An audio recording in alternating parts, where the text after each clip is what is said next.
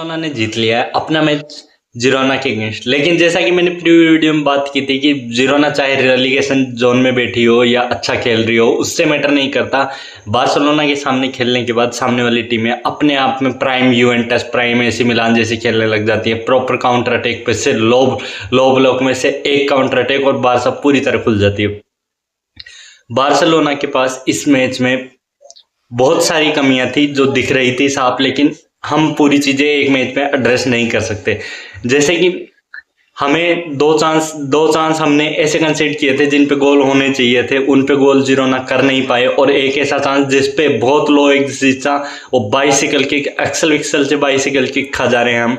हमारे बुड्ढे से, हमारे दद्दू जी से पेनल्टी स्कोर नहीं होती और हमारे सामने बाइसिकल किक मार जाता है एक एक्सल विक्सल, जो ना तो स्ट्राइकर है ना अटैकिंग मिडफील्डर है, वो डिफेंसिव मिडफील्डर है जो पहले सेंटर बैक खेला करता था। लेकिन हमारे सामने प्लेयर्स ऐसा हो जाता है और हम इतने गंदे हैं ना फाइनल थर्ड में, हमारी पासिंग, हमारे जो शूट रहते हैं वो इतने गंदे होते हैं। हमारे बॉक्स प्रेजेंस की कमी लगती है हमें। जब लेवेंडोस्की नहीं होता है तो बॉक्स प्रेजेंस की कमी लगती है, जब लेवेंडोस्की होता है तो ऐसा लगता है कि ये क्यों है, ये चांसेस मिस कर रहा है बार बार। जबकि वो होता नहीं है तब ऐसा होता है कि कोई बॉक्स में पहुंच ही नहीं पाता है उस पोजीशन पे जिस पोजीशन पे लेवेंडोस्की रहता है ना। इस मैच में हमारे पास फर्नांड टोरेस थे।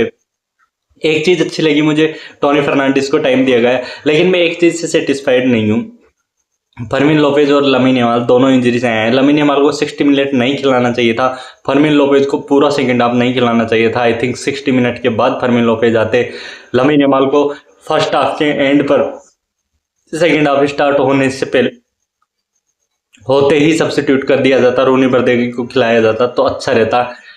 लेकिन हैंसी फ्लिक की टैक्टिक्स और फिर हमारा जो विनर आया वो एक लक्की गोल था। आई थिंक अराउको ने इससे बेस्ट फिनिश कभी उनकी करियर में नहीं की होगी। अराउको सेंटर फॉरवर्ड खेल रहे थे। हमारे इतने गंदे दिन आ चुके हैं कि हमें सेंटर बैक को एक सेंटर फॉरवर्ड की तरह यूज करना पड़ता है, क्योंकि हमारे पास फिजिकलिटी लेक करती है बॉक्स में। तो अराउको से कुछ चीजें तो हुई थी कंट्रोल, जैसे कि डिफेंडर उनसे को कहने से ऐसा लगा था कि बॉक्स में कोई खिलाड़ी पहुंच रहा है उस पोजीशन पे जहां पे प्रॉपर नंबर 9 रहता है। लेकिन अराउको हमारे उस चीज का सॉल्यूशन नहीं है, हमें फाइंड करना होगा। और एक चीज जो पूरे मैच में दिखी थी कि कुंडे थके हुए हैं। मैंने वीडियो में बात की थी कि कुंडे इतने थक चुके हैं कि वो खेल ही नहीं पा रहे हैं। तो कुंडे को क्यों बार बार 90 मिनट खिलाए जा रहे हैं? क्यों हम जेवी एस्पार्ट पॉन्ट को स्क्वाड में नहीं रखते हैं? क्यों हम उसको 30 मिनट नहीं खिला सकते हैं? क्या वो इतने भी अच्छे नहीं है कि कुंडे को कुछ रेस्ट दे सके? तो हमें ये चीजें देखनी होगी। मैं जैसे कह रहा हूँ कि जेवी एस्पार्ट फॉन्ट इतने भी गंदे नहीं है कि वो कुंडे को एज ए बैकअप या रोटेशन के तौर पे भी यूज नहीं किया जा सकते। 30 मिनट तो मेरे हिसाब से जिरोना के अगेंस्ट खेलना चाहिए था उसे और यूज करना चाहिए। अब चलो इस मैच में नहीं किया, लेकिन अगले मैच में करना ही होगा, क्योंकि एल क्लासिको में कुंडे थके हुए पहुंचे, कुंडे की इंटेंसिटी कम रही, कुंडे की बॉडी जवाब दे चुकी है भाई। वो पास स्टिंग नहीं कर पा रहा है, उससे रन नहीं बन पा रहे हैं।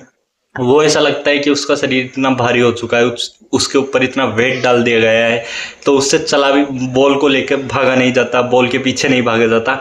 कुंडे टैकल कर लेता है इसलिए वो दिख जाता है कि कुंडे ने अच्छा काम किया है, लेकिन कुंडे भाई बहुत थका हुआ है, उसे रेस्ट की जरूरत है। तो हमें जो ये इजी मैचेज रहते हैं, हमने ये मैच बहुत टफ बना लिया था। नहीं तो जिरोना कोई इतना अच्छा फुटबॉल नहीं खेल रही है इस सीजन में। पता नहीं बार्सिलोना के सामने आते, एक तो सामने वाला कीपर जो इस मैच में गजन नहीं गया था, जिरोना का प्राइम नोयर बना बैठा था, वो पता नहीं कहाँ से बैंकर आ रहे थे उनको सेव कर जा रहा था। स्टिंकर ऐसा लग रहा था कि ये कीपर आज गोल कंसीडर नहीं करेगा। हम लकी थे, हमने लास्ट मिनट विनर बाई के पॉइंट जीत लिया है। इस मैच में हम जीतना डिजर्व तो नहीं करते थे, लेकिन कह सकते हैं कि लकी रहे और जीत गए। अराउको ने दिन बचा लिया, पॉइंट मिले। अब रियल मैड्रिड का मैच है, अब देखते हैं रियल मैड्रिड जीतती है या नहीं, और मेरे हिसाब से जीत रही है तो रियल मैड्रिड फिर से टॉप पे आ जाएगी। अब एल क्लासिको मैटर करता है, एल क्लासिको में क्या रहता है और हमारे सेंस नहीं है, और स्क्वाड भी रोटेट नहीं कर पा रहे हैं हम ऐसे मैचों में भी, क्योंकि हम जल्दी कंसीड कर जाते हैं। फिर डर रहता है कि अगर और रोटेट करेंगे तो प्लेयर्स शायद उस लेवल पे नहीं खेल पाए और इन एक्सपीरियंस के चलते हम ये मैच हार जाए। तो ये कमी आनी नहीं चाहिए, हमें फर्स्ट हाफ में गेम को बरी करना होगा, हम लास्ट मिनट तक नहीं ले जाना चाहिए हमें ऐसे ईजी मैचेस जिसमें प्लेयर को रोटेट कर सकते हैं। तो ये चीज़ जल्द से जल्द एड्रेस करनी होगी, क्योंकि सीजन बहुत लंबा है दोस्तों।